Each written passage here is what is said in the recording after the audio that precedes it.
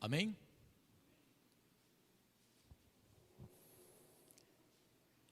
Paulo, prisioneiro de Jesus Cristo, e o irmão Timóteo, ao amado Filemon, nosso cooperador, e a nossa irmã Áfia e Arquipo, nosso companheiro, e a igreja que está em tua casa. Graça a vós e paz da parte de Deus, nosso Pai, e da do Senhor Jesus Cristo. Graças dou ao meu Deus, lembrando-me sempre de ti nas minhas orações, ouvindo a tua caridade e a fé que tens para com o Senhor Jesus Cristo e para com todos os santos, para que a comunicação da tua fé seja eficaz no conhecimento de todo o bem que em vós há por Cristo Jesus. Tive grande gozo e consolação da tua caridade, porque por ti, ó irmão, o coração dos santos foi reanimado. Pelo que, ainda que tenha em Cristo grande confiança para te mandar o que te convém, todavia peço-te antes, por caridade, sendo eu tal como sou, Paulo, o velho, e também agora prisioneiro de Jesus Cristo, peço-te por meu filho Onésimo, que gerei nas minhas prisões, o qual noutro tempo te foi inútil, mas agora a ti e a mim muito útil, e eu tornei a enviar. E tu torna a recebê-lo como ao meu coração. Eu bem o quisera conservar comigo, para que por ti me servisse nas prisões do Evangelho. Mas nada quis fazer sem o teu parecer, para que o teu benefício não fosse como por força, mas voluntário. Porque bem pode ser que ele se tenha separado de ti por algum tempo, para que o retivesse para sempre, não já como servo, antes mais do que servo, como irmão amado, particularmente de mim, e quanto mais de ti, assim na carne como no Senhor. Assim, pois, se me tens por companheiro, recebe-o como a mim mesmo. E se te fez algum dano ou te deve alguma coisa, põe isso na minha conta. Eu, Paulo, de minha própria mão o escrevi, eu o pagarei, para te não dizer que ainda mesmo a ti próprio a mim te deves. Sim, irmão, eu me regozijarei de ti no Senhor. Reanima o meu coração no Senhor.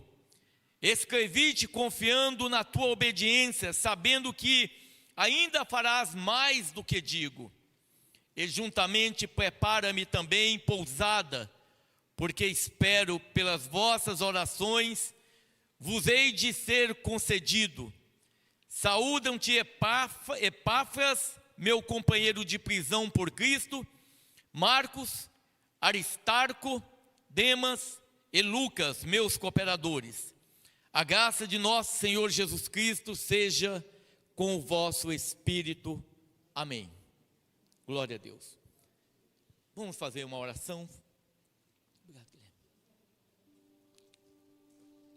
Senhor nosso Deus e nosso Pai, meu amado Senhor e Salvador Jesus Cristo, mais uma vez nós entramos na tua presença, Pai, para clamar a ti, para suplicar a ti. O Senhor Jesus é a razão única de estarmos neste lugar. O Senhor é a razão de estarmos aqui, Pai, te adorando, bendizendo o teu nome. Foi o Senhor que nos tirou das trevas para a tua maravilhosa luz. Foi o Senhor que abriu nossos olhos, ó Pai, ainda quando éramos cegos, quando nós não enxergávamos, quando nós estávamos, ó Pai, aprisionados nas garras do diabo. O Senhor, ó Pai, pela tua bondade, pela tua graça, o Senhor nos tirou das trevas e aqui estamos, ó Deus amado, nos dirigindo a ti em oração, sabendo que o Senhor está conosco, que o Senhor tem ouvido as nossas orações, ó Deus amado. Senhor Jesus, neste momento, Pai, como igreja, eu quero repreender, ó Deus amado, toda a obra das trevas, Pai.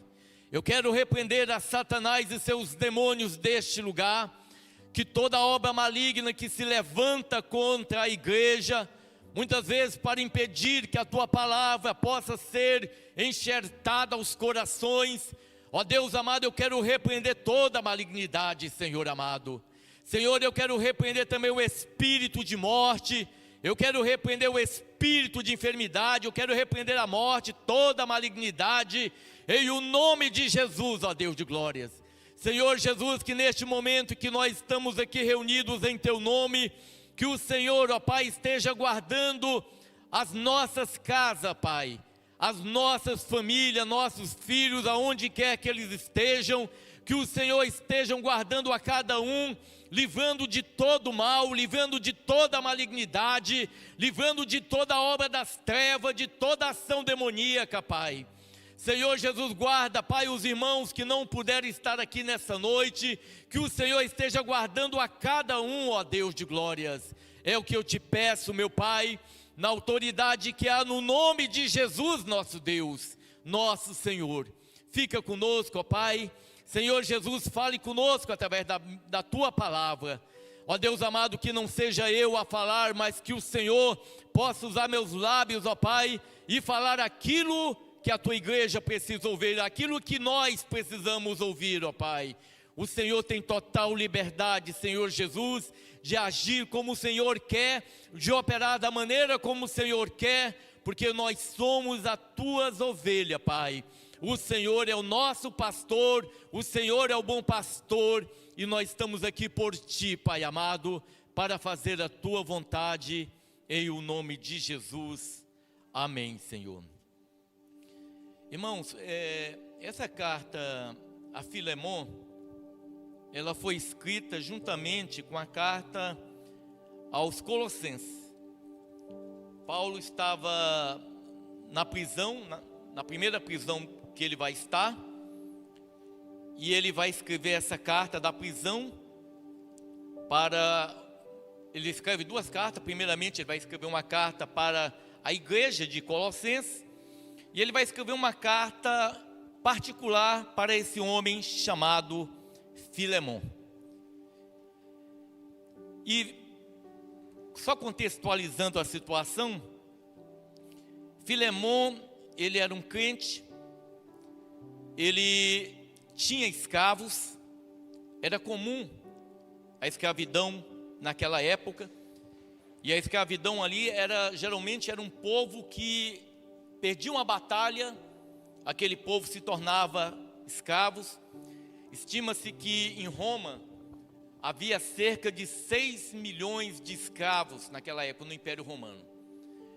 Os irmãos, para ter noção de preço, de quanto valia um escravo naquela época, o preço de um escravo, ele era avaliado em torno de 500 denários.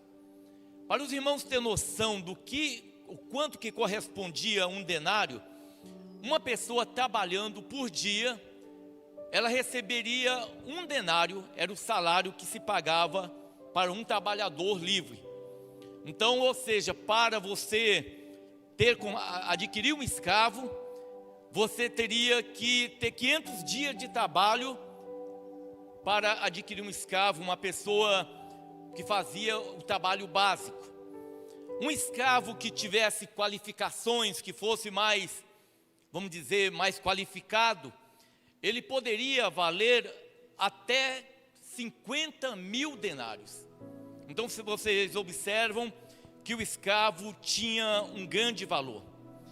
Filemon, ele tinha escravos, e a Bíblia nos mostra que Filemon, ele vai ser roubado por um escravo. Ele tinha um escravo, e desse escravo eu imagino, tá? Eu imagino que era uma pessoa que talvez tivesse um acesso maior a Filemon, e esse escravo vai roubá-lo, vai tirar, apropriar de alguma coisa, a Bíblia não relata, de Filemon, e ele vai sair então agora de Colossos, que é uma cidade na Ásia Menor, perto de Laodiceia, e ele vai para Roma. E em Roma era uma cidade, uma metrópole grande naquela época, e ele vai ser preso e ele vai ser levado para o cárcere. E aqui a gente começa a observar o agir de Deus, o plano de Deus. Se nós formos crentes carnais, muitas vezes nós não compreendemos a maneira como o Senhor Deus trabalha. Se nós não tivermos uma visão espiritual, uma visão daquilo que é sagrado, daquilo que está no coração de Deus, a gente não entende, não compreende a dimensão do Evangelho do Senhor. Por isso que a Bíblia diz para nós não murmurarmos, não reclamarmos de nada. Podemos reclamar de nada. Às vezes numa situação como essa aqui, irmão, que esse homem vai experimentar, Onésimo, talvez fosse a maneira como Deus queria alcançá-lo. Deus queria trabalhar talvez na vida de Filemon, e Deus queria também trabalhar na vida de Onésimo. Eu sempre digo que tudo aquilo que me leva para Deus, independente se uma situação ela é boa ou não, glória a Deus. Se nós tivermos uma visão material, nós nunca vamos compreender os momentos de desertos que nós passamos, os momentos de aflição que muitas vezes nós somos obrigados a percorrer. Quando nós temos uma visão espiritual, às vezes um homem, ele é duro de coração, ele rejeita o Senhor, e Deus permite, muitas vezes, uma doença, uma enfermidade maligna naquela pessoa, e muitas vezes no leito de enfermidade, aquele homem reconhece, aquele homem ele tem a visão aberta, ele reconhece que Jesus ele é Deus. Eu digo amém pela enfermidade, amém pela enfermidade, se ela pôde me levar até o Senhor Jesus, amém pela enfermidade. Às vezes o dinheiro, o homem está na igreja servindo ao dinheiro, e muitas vezes o dinheiro, ele é aquilo que vai te afastar do Senhor.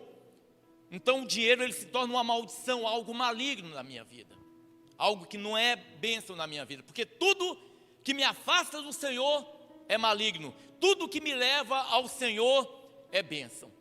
Por isso nós não podemos reclamar de nada. A Bíblia diz: em tudo dai graça. Nós devemos agradecer a Deus por tudo. Ainda que nós não compreendamos muitas vezes as lutas, as adversidades, nós devemos agradecer a Deus. A vida de Onésimo vai ser totalmente transformada, porque quando ele foge para Roma, talvez ele sentisse no coração que agora ele estaria livre, ele já não estaria mais na condição de escravo, ele tinha dinheiro porque ele tinha subtraído o dinheiro de Filemon. Talvez ele dissesse: aqui em Roma ninguém vai me encontrar. Mas ele foi encontrado e ele foi levado para a cadeia, ele foi levado para o cárcere. E aqui a gente começa a observar o agir de Deus, porque no cárcere ele teve o privilégio de encontrar um homem como o apóstolo Paulo. Eu digo que isso é um privilégio, você ter sido evangelizado por um homem que era cheio de Deus, que foi o apóstolo Paulo. Onésimo vai conhecer ao Senhor Jesus, ele vai se tornar uma bênção para o reino de Deus, ele vai se tornar alguém valoroso para o reino de Deus, e isso não tem preço, irmão, isso não tem preço. Como às vezes eu costumo dizer na igreja, algumas situações que a gente vive, algumas situações que nós passamos nessa caminhada, a gente olha hoje, lá para trás, e a gente fala como que Deus foi bom, como que Deus foi bom, porque se determinada coisa, determinada situação não tivesse acontecido na minha vida, eu não estaria na presença do Senhor. Se determinadas coisas na minha vida não tivesse acontecido, não tivesse sucedido, eu não teria a minha família como eu tenho hoje. Então as lutas, as adversidades foram bênção na minha vida. Assim como essa prisão, ela foi bênção na vida de Onésimo. Só que tem um detalhe. Às vezes o homem, ele saiu, ele teve um proceder enganoso, ele teve uma atitude enganosa, e aquele homem fugiu e ele conheceu Jesus na cadeia. E aqui a gente depara com uma situação, porque, irmãos, o Senhor Jesus, Ele perdoa o pecado que for. Eu posso ter cometido o pecado mais bárbaro no tempo de ignorância. O Senhor Jesus, Ele perdoa.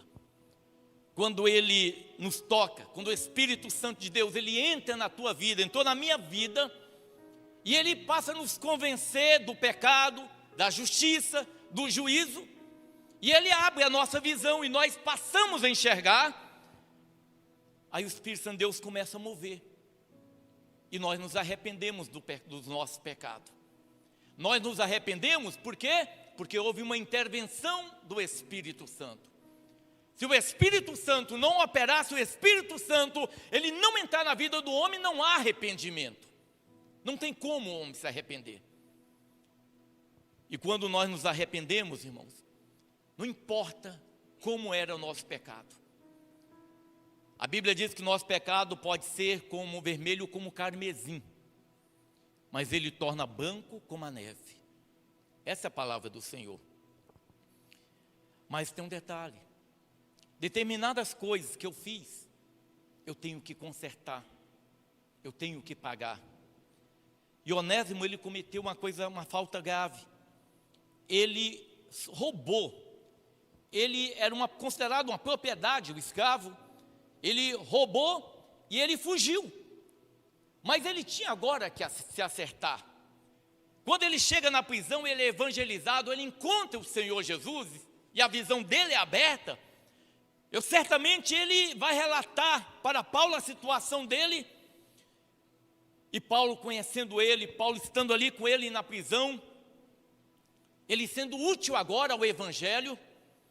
Talvez chegou o momento dele sair, mas ele tinha que acertar algo lá no passado. Ele tinha que acertar algo que ficou pendente.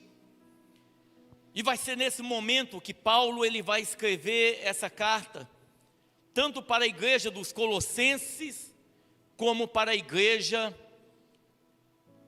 como para Filemon. Vamos dar uma lida em Colossenses, capítulo 4, a partir do versículo 7.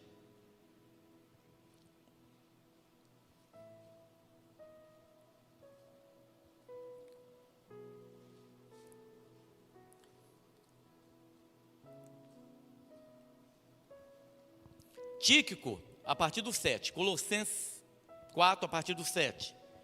Tíquico, irmão amado e fiel ministro e conservo no Senhor, vos fará saber o meu estado, o qual vos enviei para o mesmo fim, para que saiba do vosso estado e console o vosso coração, juntamente com Onésimo, amado e fiel irmão, que é dos vossos. Ele era da igreja dos Colossenses. Ele vos farão saber tudo o que por aqui se passa. Aristarco está preso comigo, vos saúda e Marcos, o sobrinho de Barnabé, acerca do qual já recebeste mandamentos. Se ele for ter convosco, recebei-o. E Jesus, chamado justo, os quais são da circuncisão, são estes unicamente os meus cooperadores no reino de Deus, e para mim tem sido consolação. Saúda-vos Epáfras, que é dos vós, servo de Cristo, combatendo sempre por vós em orações, para que vos conserveis firmes, perfeitos e consumados em toda a vontade de Deus. Pois eu lhe dou testemunho de que tem grande zelo por vós, e pelos que estão em Laodiceia, e pelos que estão em Hierápolis. Saúda-vos Lucas, o médico amado, e Demas. Saudai os irmãos que estão em Laodiceia e Ninfa, e a igreja que está em sua casa. E quando essa epístola estiver sido lida entre vós, fazei também fazei que também o seja na igreja dos Laodicenses, e a que veio de Laodiceia, lede a vós também. E dizei a Arquipo: atenta para o ministério que recebeste do Senhor, para que cumpras. Saudações da minha mão, de Paulo. Lembrai-vos das minhas prisões, e a graça seja convosco. Amém. Então essa carta aqui, ela foi escrita e enviada lá para Colossenses pelas mãos de Tíquico. E Onésimo foi levado juntamente para Colossenses. E na carta que foi escrita para Filemon, essa carta que nós lemos aqui, onde Paulo ele vai expor a situação, e ele vai tratar de verdades, irmãos, de coisas que muitas vezes tocam os nossos corações, onde ele vai falar de amor, onde ele vai falar da conduta do cristão. Às vezes a gente lê a palavra aqui. Esse dia eu falava com o irmão Edson, a gente estava conversando, o irmão Edson falando ali, eu falei: irmão Edson, às vezes a gente está conversando, e quantas vezes eu vejo Deus falar comigo através da boca de um dos irmãos. Às vezes a conversa, você está aqui sentado falando, e o irmão está falando, e você está ouvindo, falando: Deus está falando comigo. Às vezes nós estamos aqui ministrando a palavra, e a palavra ela fala comigo, e eu sei também que ela fala com a igreja. E eu creio que essa palavra vai tocar no teu coração nessa noite. Ele começa: Paulo, prisioneiro de Jesus Cristo, e o irmão Timóteo, ao amado Filemon, nosso cooperador. Como ele ressalta, Paulo estava preso, Paulo estava na cadeia. Paulo ele esteve em 2 momentos preso.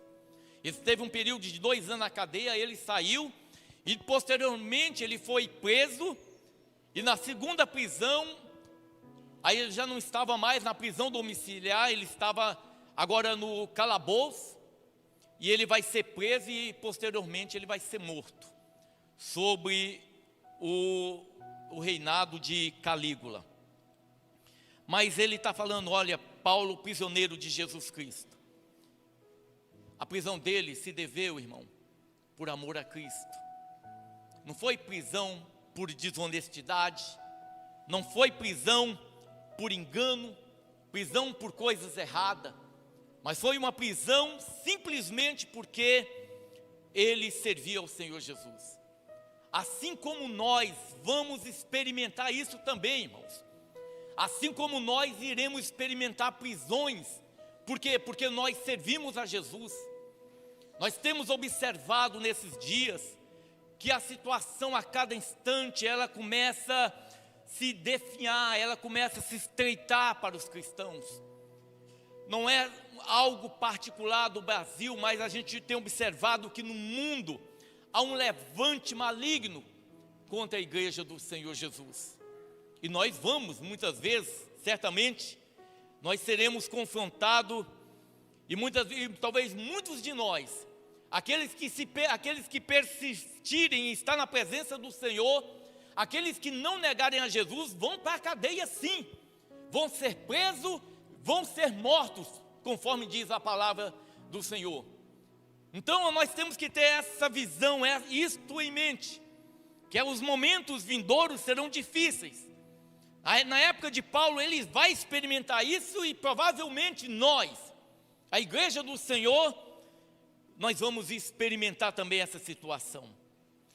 Essa carta ela é dirigida tanto a Filemon, como no versículo 2 diz a irmã Áfia. Provavelmente, possivelmente, Áfia era esposa dele. Essa igreja, ela estava situada na casa de Filemon. E ele também faz uma recomendação a Arquipo, que alguns comentaristas acreditam que fosse filho de Filemon e Áfia, mas não tem nenhuma evidência com relação a isso. O mais provável, conforme eu li em Colossenses capítulo 4, é que Arquipo, ele tivesse assumido, ele estivesse como presbítero da igreja dos Colossenses, no lugar de Epafrodito, que tinha ido para estar com Paulo lá em Roma. E ele começa a dizer no versículo 3: graça a vós e paz de nosso Senhor Jesus Cristo e da do Senhor Jesus Cristo. Graças dou ao meu Deus, lembrando-me sempre de ti nas minhas orações. Ele era uma pessoa que tinha de algum momento, alguma forma, uma comunhão com Paulo, Filemon, porque ele diz que ele lembrava de ti nas minhas orações. É muito importante, irmãos, porque a gente ora. Eu, por exemplo, sei mais ou menos, às vezes quando eu vou orar, eu começo olhando pela posição que cada irmão senta na igreja, e eu vou lembrando. E aí eu vou orando: Senhor, visita tal, visita irmão Hélio, visita Ander. Eu sei a posição da igreja mais ou menos, e a gente vai orando dessa maneira. Mas é importante que nós estejamos na igreja, irmão. É importante que nós oremos. Às vezes os irmãos somem e a gente esquece muitas vezes. E às vezes são tantos irmãos, às vezes, tantos irmãos, vírgula, né? Mas uma quantidade de irmãos que a gente acaba esquecendo. Mas Filemon, ele era lembrado por Paulo. E Paulo diz para ele assim: ouvindo da vossa caridade, ouvindo do teu amor e a fé que tens para com Jesus Cristo e para com todos os santos. É muito bom esse referencial, que as pessoas possam ver em nós. Olha, nós pegamos nosso exemplo, nosso irmãozinho Ander, né? Eu sempre gosto de usar o Ander como referência, que eu creio que Deus vai usá-lo muito nessa caminhada. Tem o Samuel também, que desde bebezinho está na igreja. Mas é bom a gente ver a dedicação desses irmãos, a entrega desses irmãos, a maneira como eles têm caminhado. Porque se nós olharmos do ponto de vista humano, irmãos, a igreja não tem nenhuma atração para as pessoas aqui, para o jovem. Porque o jovem, segundo alguns, eles gostam de pancadão gospel, jovem gosta. Gostam de dança, teatro, esse tipo de coisa que não tem na Bíblia, mas se colocam na Bíblia. Mas quando eu vejo jovens vindo para a igreja, isso alegra meu coração, porque eles sentam para ouvir a palavra de Deus, como o Mateus, que era menininho, ele e Luiz Fernando, 6, 7 anos, 8 anos, eu pregava e os dois sentados atentos na palavra. E é bonito ver isso, esse compromisso. E isso vão ser marcas na vida de cada um de nós, irmão. A dedicação, a fidelidade, a retidão. As pessoas nos olham para nós. O ímpio, ele olha para nós. E o ímpio, ele não aceita, muitas vezes, atitudes nossas que sejam em desacordo à palavra de Deus. Às vezes o ímpio, quando você faz alguma coisa que está em desacordo com a palavra de Deus, ele fala: mas você não é crente? Você não tem essa atitude, você diz que é crente, mas você está agindo dessa maneira. Geralmente quem aponta, quem nos acusa diante de um deslize, é exatamente o ímpio. Porque o ímpio, ele espera de nós algo diferente. Aí quando as pessoas olham hoje para isso que nós chamamos de igreja, e vê esses homens muitas vezes só falando de dinheiro, só falando de dinheiro, só falando de dinheiro, as pessoas se decepcionam. E é isso que nós estamos vivenciando nesses dias. Porque a gente não vê fé, a gente não vê amor nas pessoas, mas só interesse. Usam o evangelho como uma forma para ganhar dinheiro. E o Senhor Jesus, ele contempla isso também. O Senhor Jesus, ele contempla e ele se entristece dessas atitudes, desse engano, dessa falta de reverência a Deus. Uma coisa também, que não é o nosso caso aqui, alguns irmãos ainda que usam o celular para ver o hino da harpa, né, irmão Ricardo? Está a harpa ali, está a Bíblia, irmão Cláudio. Mas uma coisa que me indigna muito é quando nós estamos num culto, uma pessoa vendo o celular dentro do culto, sem total reverência. Eu acho um desrespeito tremendo. Eu confesso para a igreja, se fosse para ver celular, durante um culto, não tem razão de estar na igreja. Mas Paulo, ele lembra desse homem, exatamente pela caridade, pelo amor que havia por parte dele, e pela fé que ele tinha no Senhor Jesus Cristo, e para com todos os santos. É interessante. Veja só, irmão, Paulo está escrevendo uma carta para Filemon. Essa carta, ela vai ser entregue para a igreja e para Filemon. E eu imagino que quando Filemon está lendo essa carta, ele está diante de Onésimo. E ele está lendo a carta, o que Paulo está escrevendo diante de Onésimo. Talvez no coração dele, naquele momento, devia ter muito aborrecimento com Onésimo. Porque a Bíblia não diz o que foi que ele subtraiu, o que foi que ele tirou. Mas de alguma forma, dependendo do que foi, certamente ele estava muito irado com aquele escravo, Onésimo. E aí Paulo faz questão de lembrar para ele do amor que ele tinha e a fé que ele tem para com o Senhor Jesus Cristo e para com todos os santos.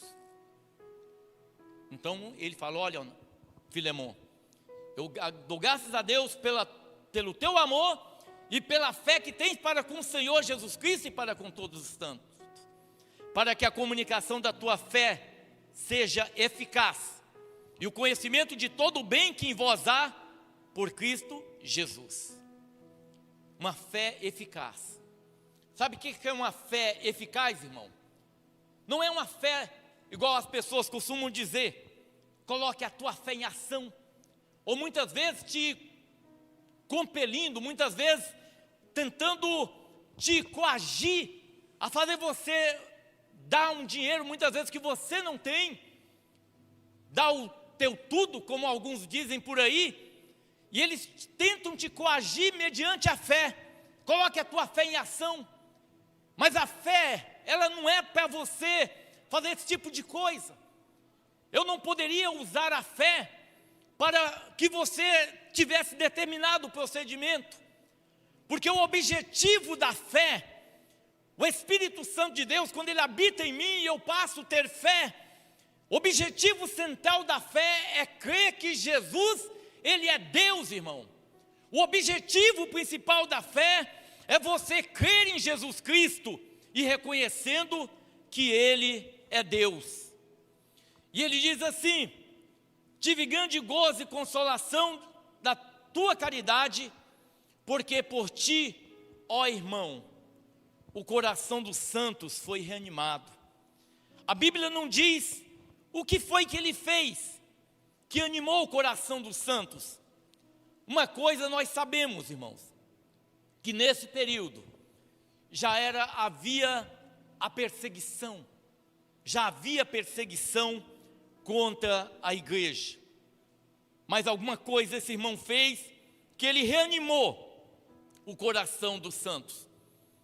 Alguns dizem talvez que fosse por ele ceder a casa dele como um lugar de oração, porque naquela época a igreja não se reunia em templos como nós, mas reunia em casa.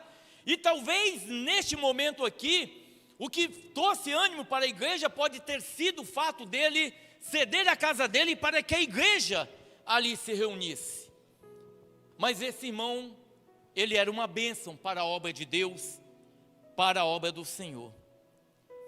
Mas aí Paulo, ele vai entrar no assunto. Ele mostra as virtudes de Filemon, ele mostra as qualidades.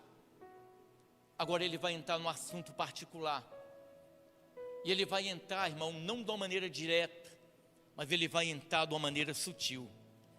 Ele diz no versículo 8: pelo que, ainda que tenha em Cristo grande confiança para te mandar o que te convém, todavia peço-te antes, por caridade, sendo eu, tal como sou, o velho e também agora prisioneiro de Jesus Cristo.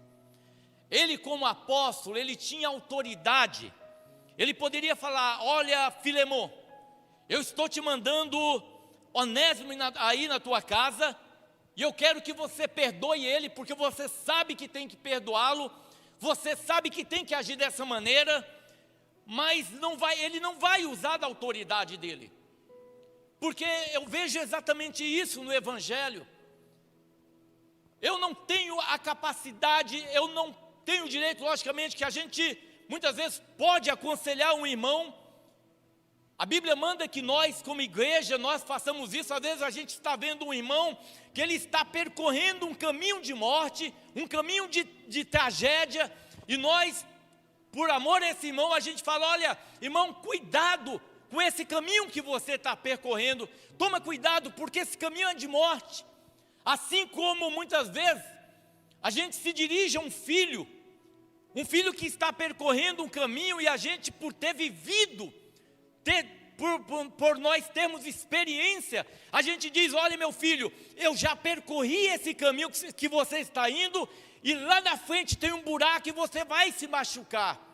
Nós, como pai, nós orientamos, e nós, como irmão em Cristo Jesus, um ajuda o outro, orientando, orando, e muitas vezes admoestando um ao outro, aconselhando para que determinados irmãos não vá para determinado lugar. Mas nada é por força, nada é por violência. Nós não podemos querer na igreja, a gente querer que as pessoas ajam dessa maneira, que a pessoa seja dessa maneira, porque, irmãos, quem convence é o Espírito Santo. Quem muda a vida do homem é o Espírito Santo. A Bíblia diz que Pedro, ele andava com Jesus, e ele tinha uma espada, irmão, uma espada na cintura. Andava com Jesus, um homem, um Deus encarnado, que pregava o amor, que falava das coisas santas, coisas divinas. E Pedro, juntamente com ele, com uma espada na cintura. Em momento algum nós ouvimos Jesus mandar ele tirar a espada da cintura. Sabe por quê? Porque quem tira a espada da cintura é o homem que é convencido pelo Espírito Santo. Quem tem que tomar decisões, o Senhor Deus abriu a minha visão, o Senhor Deus abriu meus olhos. Eu estava perdido, como todos nós um dia estávamos perdidos. O Senhor Deus abriu a nossa visão, o Senhor abriu o nosso entendimento. Nós reconhecemos que Jesus é Deus. Mas agora, irmãos, tem coisas na nossa vida que o Espírito Santo de Deus começa a revelar, e nós temos que ir diante do Senhor para arrancar as espadas que muitas vezes nós nos carregamos na cintura. Se você não ter, se você não tem uma revelação de Deus, se você não tem um desejo de fazer a vontade do Senhor, de fazer a vontade de Deus, porque o Evangelho se fundamenta exatamente na obediência à palavra do Senhor. O Evangelho não se fundamenta em dança, em teatro, em campanhas, em gritaria, não. Ele se fundamenta em homens e mulheres convencidos pelo Espírito Santo e que querem fazer a vontade do Senhor, que vivem para Jesus, que têm prazer em fazer a vontade do Senhor Jesus.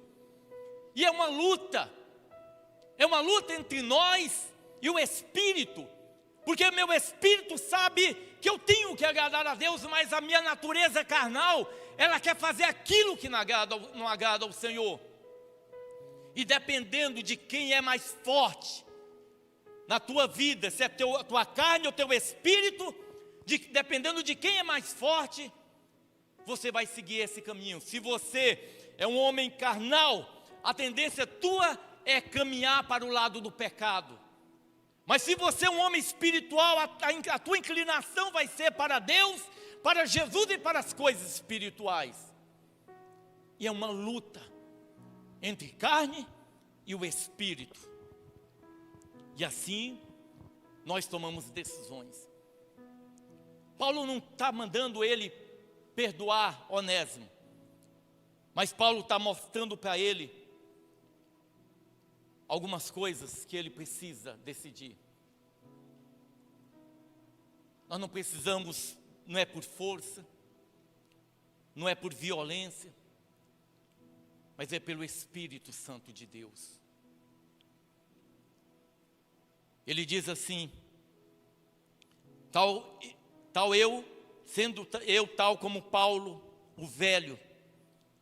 Paulo aqui, ele tinha em torno de 60 anos, mais ou menos. 60 anos nessa época aqui, já era um homem com a idade avançada, porque era muita luta, muito trabalho, talvez muitas adversidades, fome, e ele estava mais cansado. E agora prisioneiro de Cristo Jesus. E ele diz assim no versículo 10: peço-te por meu filho Onésimo, que gerei nas minhas prisões. Como é gostoso a gente ouvir uma palavra dessa. Peço-te pelo meu filho Onésimo.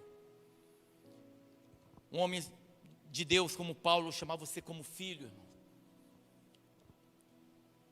Eu fico imaginando quando esse homem chega na prisão e o Senhor Deus conduzindo ele, direcionando a vida dele até ele chegar até Paulo.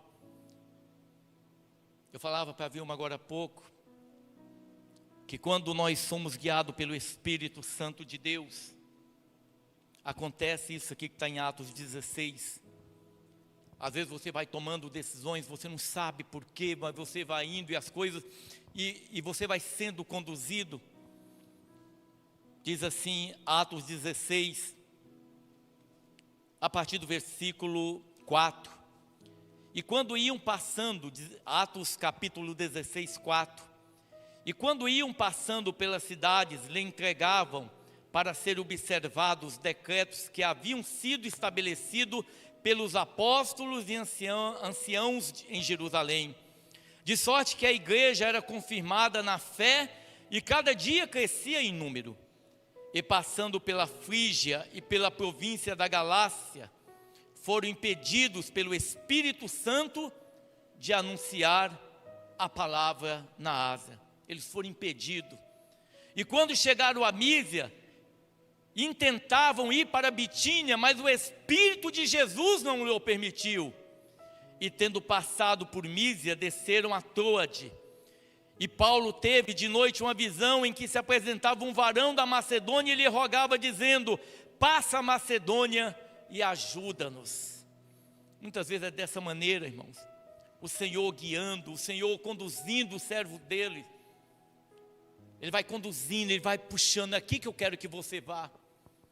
E foi exatamente isso que está acontecendo com Onésimo. E ele foi gerado, ele experimentou um novo nascimento, ele se tornou um novo homem. Irmãos, eu vou dizer uma coisa para a igreja. Nós, igreja do Senhor Jesus, quando Jesus ele entra na vida de um homem, na vida de uma mulher, ele tem necessariamente que produzir mudanças. Se não há mudança, se não há transformação, é porque o Espírito Santo de Deus, ainda pode ser que tenha chamado, mas a pessoa tem rejeitado a ação do Espírito Santo. A Bíblia diz para Nicodemos, o Senhor Jesus diz: olha, Nicodemos, necessário vos é nascer de novo. Um homem que conhece a Jesus, ele não pode ter uma vida de mentira. Um homem que conhece a Jesus não pode ser desonesto nos negócios. Um homem que conhece a Jesus não pode ter uma vida de imoralidade. Um homem que conhece a Jesus tem que ser diferente. É necessário, tem que ser um homem diferente, tem que ser um vaso novo, irmão. Porque o Espírito Santo de Deus, ele faz essa obra. Agora tem gente que fala: olha, pastor, eu nasci assim e vou viver assim. Irmão, você pode viver do jeito que você quiser, mas não diga que você é um cristão, porque se não houve mudança, e eu digo mais para a igreja, a mudança que Jesus ele produz, essa mudança, ela vem refletir no exterior. Essa mudança, ela vai ser visível diante das pessoas, irmãos. Aonde você estiver, as pessoas têm que ver em você a presença do Senhor, tem que ver em nós a presença do Senhor. Se você foi gerado, se você é uma nova criatura, a tua vida tem que ser diferente. Ele diz assim: o qual no outro tempo, falando de Onésimo, te foi inútil. Olha que interessante. Olha, Filemon, Onésimo, no outro tempo, ele foi inútil. É interessante porque o nome Onésimo, ele significa útil. Mas ele está dizendo, olha, no outro tempo ele te foi inútil. Ele não tinha serventia. Ainda que ele estivesse ali trabalhando para você, se tivesse uma mão de obra barata, mas ele era inútil. Mas agora, a ti e a mim, não somente mais a Filemon, mas também a Paulo, ele é muito útil, e eu tornei a enviar. Ele é muito útil para mim, Filemon, mas eu estou te enviando ele. Por quê? Porque ele fugiu. Ele não foi colocado, não foi dado a ele a liberdade. Ele fugiu, ele abandonou. Ele subtraiu teus bens, então eu estou te devolvendo ele. Por quê? Porque ele agora é um cristão. Porque agora ele recebeu Jesus. Porque agora ele experimentou um novo nascimento. Ele é um novo homem. E eu estou mandando ele para você, agora para se consertar. Só que antes ele era considerado inútil. Mas agora ele é útil. É como um homem que serve ao Senhor Jesus. Eu creio sempre que a maior dádiva, seja do marido ou de uma esposa, é ter um marido crente, um cristão verdadeiro, ou uma esposa crente. Isso é a maior dádiva, irmãos. Por quê? Porque um homem verdadeiramente crente ao Senhor Jesus, uma mulher verdadeiramente crente ao Senhor Jesus, ele tem condutas diferentes, a vida deles é diferente, a maneira de agir deles são diferentes, a fidelidade. Talvez em outro momento, se Filemon descuidasse, talvez Onésimo poderia tirar a vida dele, mas agora ele, como um cristão, ele vai ter agora não mais um simples servo, mas agora ele vai ter um irmão. Ele diz no versículo 12: e eu torno a recebê-lo como ao meu coração. Filemon, eu quero que você receba Onésimo, não mais como um escravo. Eu quero que você receba agora como um irmão, como ao meu coração. Quero que você lhe receba de uma maneira diferente. Eu bem o quisera conservar comigo, para que por ti me servisse nas minhas prisões, mas nada quis fazer sem o teu parecer, para que o teu benefício não fosse como por força, mas voluntário. A gente espera, o cristão espera exatamente atitudes como essa, irmão. Tendo postura, em um mundo corrupto, em um mundo sujo. Eu conheço muitos crentes, que eu vou falar, irmãos, dá nojo. Pastores que dá nojo, homens malignos, desonestos. Eles desprezam o Evangelho. Mas temos que tomar cuidado, para não cairmos. Como diz a palavra de Deus, aquele que está em pé, cuide para que não caia. Eu falei isso para o irmão Ricardo ontem, a gente conversando. Mas o exemplo é muito ruim. O testemunho é muito ruim. E nós temos que ser cuidadosos. As atitudes nossas têm que ser de acordo com a palavra. Se o irmão tem um hábito de falar da vida alheia, nós temos que ser cuidadosos. Não fale da vida alheia. Se tiver que falar alguma coisa, fala para o irmão.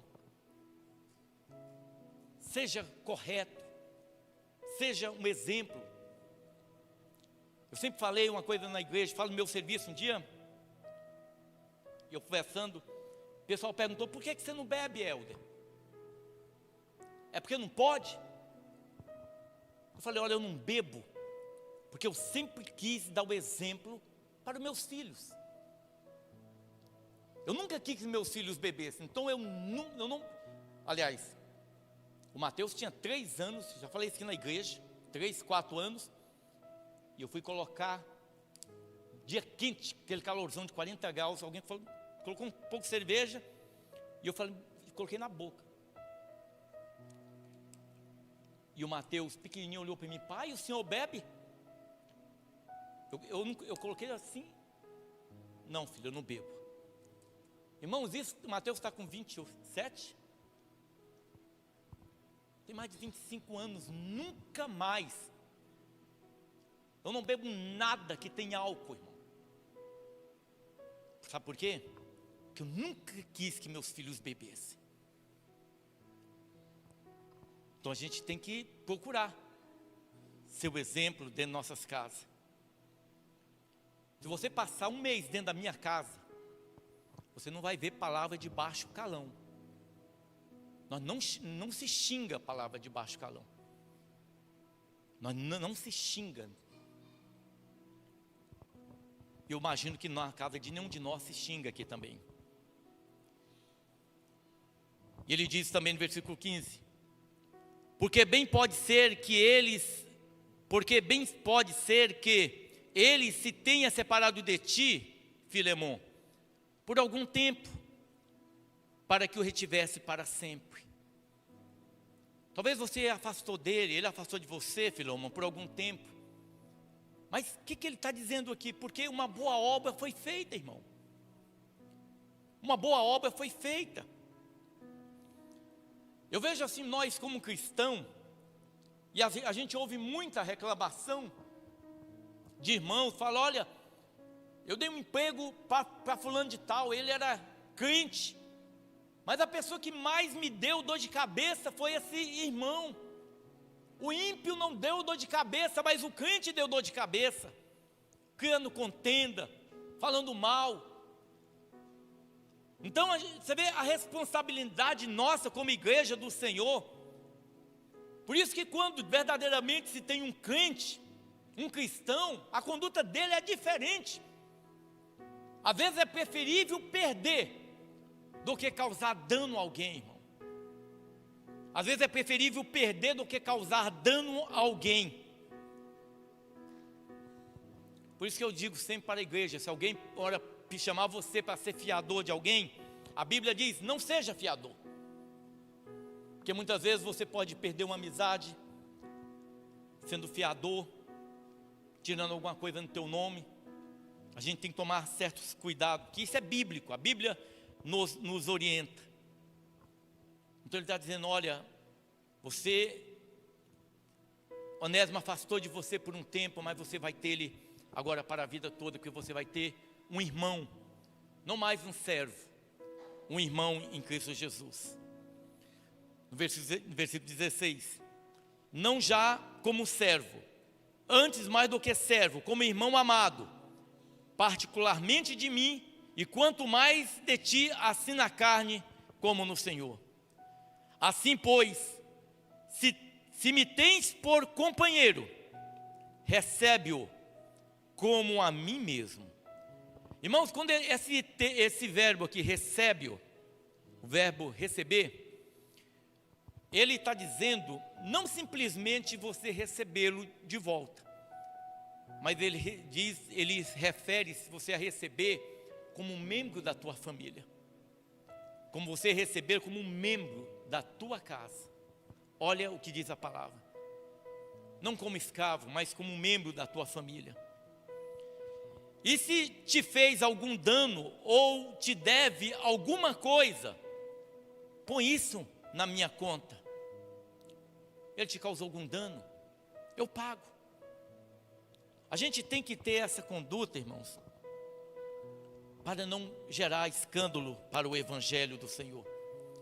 Às vezes determinadas atitudes, muitas vezes quando a gente ira, a gente escandaliza não o nosso nome, mas o nome do Senhor. Porque é o nome de Jesus que é atingido. Porque imagina nós como cristão, muitas vezes, a gente brigando, discutindo, batendo boca. você vê a responsabilidade. Dias atrás eu estava conversando com determinadas pessoas, e eu falando assim, olha, eu não dou carona para mulheres. Eu não dou carona. A única carona que eu dou é para a irmã Iracilda, que eu dou só, e para a irmã Maria. Não dou carona. A não ser quando eu vou a um lugar, eu chamo alguém para ir, 2 pessoas eu dou. E eu conversando sobre isso, e uma pessoa, um rapaz, ele se irou. Ele ficou irado. Não falei nada demais. Estava conversando, ele irou. E ele falou um negócio, e eu senti um calor subindo aqui, sabe, irmão? Mas me deu uma ira. E eu olhei para ele, fui falar duro com ele mesmo. Aí eu parei. Falei, fulano, me perdoa. Me perdoa, tá? Me perdoa. Em outro tempo eu não falaria isso, irmão. Em outro tempo eu iria discutir. Mas naquele dia eu calei minha boca. E aí muitas vezes, você vai compreender por que as pessoas têm determinadas reações. Pessoa depois, fiquei sabendo de um trauma que aquela pessoa passou. De uma ferida que tem aberto. E uma coisa corriqueira dentro de uma conversa tão sem importância. Mas eu coloquei o dedo sem querer, não sabia, dentro de uma ferida. E ele teve uma reação por aquela atitude. Agora vocês imaginem eu como cristão, se eu fosse bater boca com aquele homem. Que exemplo que muitas vezes a gente teria dado, irmãos. Então vocês observam que nós, como igreja do Senhor, a gente vive uma luta.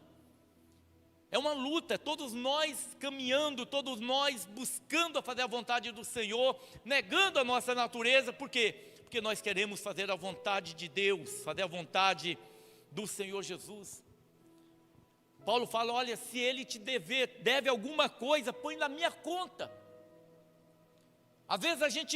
Muitas vezes a gente tem que assumir determinados prejuízos, para evitar contenda, para evitar determinadas coisas. E ele diz assim no versículo 29, eu, Paulo, de minha própria mão escrevi, e o pagarei, para te não dizer que ainda mesmo a ti próprio, a mim te deves. Sim, irmão, eu me regozijarei, eu me alegrarei de ti no Senhor, reanima o teu coração no Senhor. Escrevi-te confiando na tua obediência, sabendo que ainda farás mais do que digo. É isso que as pessoas esperam de nós, irmão. Como a vida cristã o ímpio não entende. O ímpio não entende o que é ser crente, irmão. O ímpio não entende o que é servir a Jesus, irmão. Porque é um aprendizado, é todo dia se aprendendo. Às vezes você acha, eu estou bem demais, eu estou firme. E muitas vezes a gente tem atitude e o Senhor fala, você precisa de mim. Você necessita de mim nessa caminhada. Sem mim, você não pode fazer nada. Nós necessitamos do Senhor, irmão. O que nós não podemos, em hipótese alguma, é desistir na caminhada. O Senhor te tirou lá do deserto, lá do Egito, dominado pelo diabo, dominado por tanta coisa maligna. O Senhor te libertou. Você começou uma caminhada pelo deserto. No deserto, muitas vezes faltando sol quente, angústia, aflição. Muitas vezes os inimigos no meio do deserto, e você fala, Senhor, eu saí do Egito, estou te servindo, agora estão os soldados de Faraó atrás de mim, tem misericórdia, Senhor, e de repente o mar se abre, e você atravessa, então os inimigos, quando vêm atrás de você, o mar se fecha, eles são aniquilados. Você fala, gente, olha como Deus é bom. Às vezes eu vejo irmão falando assim, pastor, como que Deus tem movido, pastor. como que Deus tem abençoado, como que Deus tem guardado. E você está nessa caminhada. Às vezes você fala, não tem nada para comer. Aí de repente começa a cair o maná do céu, Deus mandando o alimento, Deus mandando os corvos levar pão para você. Você vendo Deus cuidando de você, irmão. Para que eu quero as coisas desse mundo? Existe uma coisa chamada contentamento. Contentamento. As pessoas que querem muito, elas não têm paz na alma dela, elas estão sempre angustiantes, cheias de angústia, de aflição, porque elas querem muito. Aí elas conseguem aquilo que elas queriam, mas elas querem mais. E a vida delas se torna isso, ela não tem paz. Mas a gente, quando entende que a nossa vida é passageira, que é só um tempo nessa terra, e a gente passa a aceitar aquilo que Deus tem dado, irmão, aí você tem paz na tua alma, refrigério na tua alma. Não preciso de muito, eu preciso só do necessário. A Bíblia diz que a cada dia o seu mal. É isso que nós precisamos. Precisamos verdadeiramente ter uma vida cristã. A gente tem que se analisar. Nós vamos participar da ceia do Senhor. E essa ceia é momento do homem analisar a si mesmo. Olhar para dentro de si. Muitas vezes eu olho, eu falo, Senhor, tal coisa não está legal na minha vida, Senhor. Isso aqui não está legal na minha vida. Isso aqui está bom, mas isso aqui não está legal. A gente precisa de uma transformação. Quando o Senhor fala para Filemon, Filemon, eu vejo, olha, como você animou o coração dos santos, como eles foram animados pela tua atitude. Como você ajudou tanta gente, mas agora você tem um aí, que era teu escravo, que te roubou, que te furtou e que fugiu. Mas esse aqui era escravo, agora ele é teu irmão. E da mesma forma como você amou, você cuidou, você zelou de muitos irmãos, você vai ter que agora cuidar e amar e servir e reanimar esse irmão Onésimo, porque antes ele era um escravo, agora ele é um irmão também, e ele precisa do teu amor, ele precisa da tua bondade. E é isso que nós somos, a igreja do Senhor, irmão. A igreja do Senhor Jesus. Aqui não tem escolaridade, não tem questão patrimonial. Aqui nós somos a igreja do Senhor, não há diferença. Nós somos irmãos, somos amados do Senhor Jesus. E os amados do Senhor Jesus, nós que temos uma vida com Cristo e que obedecemos a palavra,